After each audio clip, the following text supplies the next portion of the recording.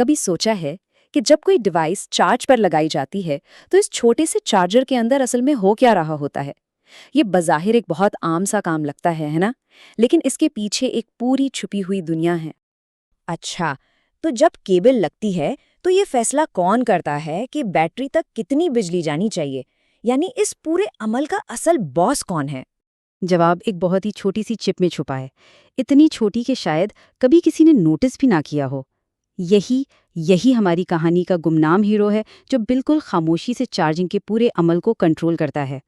तो देखें, ये चिप सिर्फ कोई पुर्जा नहीं है, ये चार्जर का एक तरह से पोशीदा दिमाग है।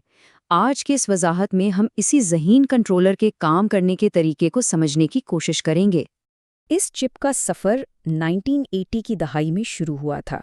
उस वक्त ना पुरानी किस्म की बैटरियों को चार्ज करना एक बहुत ही पेचीदा और नाजुक काम होता था। आज लिथियम आयन बैटरियों के दौर में इसका किरदार और भी अहम हो गया है। अब इसका सबसे बड़ा मकसद डिवाइस को हर हाल में महफूज रखना है।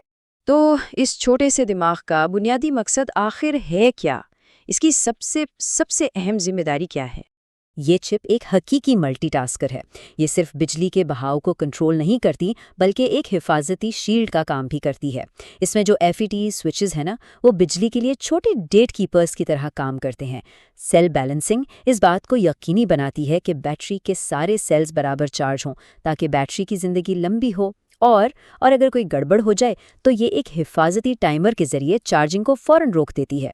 उसे समझने का सबसे आसान तरीका ये है कि इस चिप को बैटरी का ज़ाती बॉडीगार्ड समझा जाए। वाकई इसका अव्वलीन मिशन ही बैटरी और डिवाइस को किसी भी किस्म के नुकसान से बचाना है।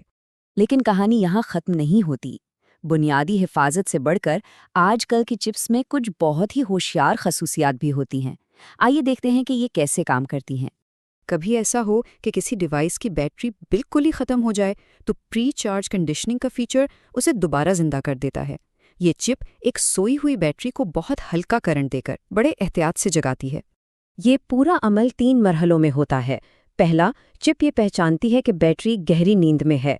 दूसरा, वो उसे जगाने के लिए एक बहुत नर्म सा करंट भेजती है।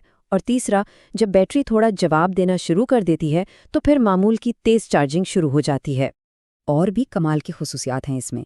स्लीप मोड में ये चिप खुद को सुला लेती है ताकि जब चार्जर इस्तेमाल में ना हो तो बिजली बचा सके।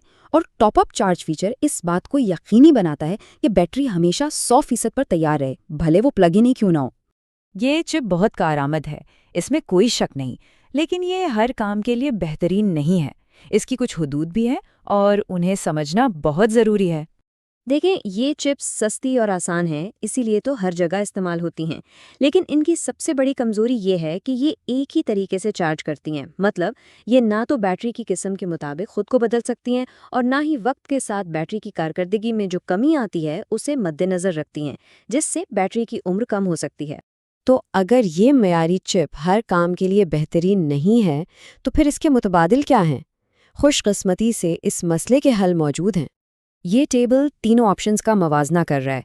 आम फोन्स और छोटी डिवाइसेस के लिए तो चार्जर चिप ही बेहतरीन है, लेकिन अगर किसी खास काम के लिए, जैसे कि एक ड्रोन के लिए चार्जर बनाना हो, तो माइक्रो कंट्रोलर ज़्यादा बेहतर है, जिसे प्रोग्राम किया जा सकता है। और सोलर पैनल जैसे बड़े सिस्टम्स के लिए चार्जर मॉड्यूल्स इस्तेमाल होते हैं। और दिलचस्प बात यह है कि ये दिमाग, चाहे वो चिप हो या माइक्रो कंट्रोलर, चार्जर की कुल कीमत का एक बहुत ही छोटा हिस्सा होता है। असल खर्च तो इन बड़े पुर्जों पर आता है जो बिजली को संभालते हैं। तो अगली बार जब कोई अपनी डिवाइस चार्ज करे, क्या तब इस छोटे से गुमनाम हीरो को याद रखा जाएगा? वही जो डिवाइस को महफूज रखने के लिए बिल्कुल खामोशी से अपना काम कर रहा है। ये एक छोटी सी चिप हमारी रोजमर्रा की जिंदगी का एक बहुत अहम, लेकिन अक्सर नजरअंदाज किया जाने वाला हिस्सा है।